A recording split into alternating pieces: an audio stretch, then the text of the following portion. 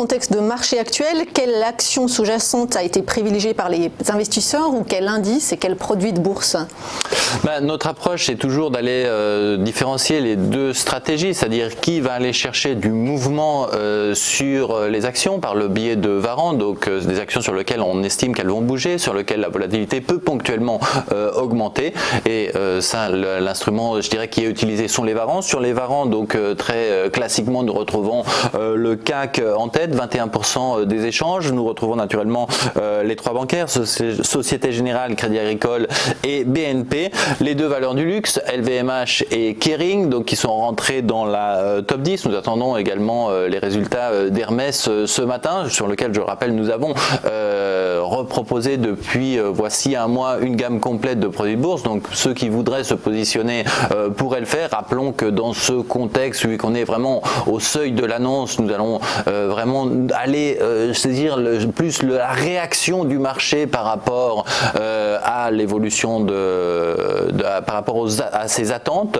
Ce sera d'ailleurs l'objet de notre point formation, comment se positionner sur ces effets d'annonce. Ce qui reste, l'action qui a certainement et qui restera, je dirais, comme au mois de mars, celle qui a marqué effectivement l'intérêt des investisseurs en produits de bourse sur le mouvement, a été Air France qui se positionne toujours à la 4e position en termes d'échange.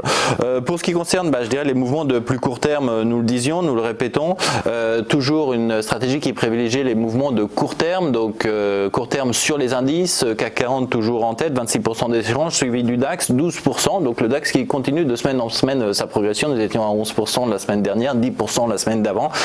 Ceci s'explique par le fait, nous le disions, que en cette période de détachement de dividendes, le CAC étant un indice de prix, c'est-à-dire que chaque fois qu'une action va payer un dividende, le CAC est rectifié de ce dividende.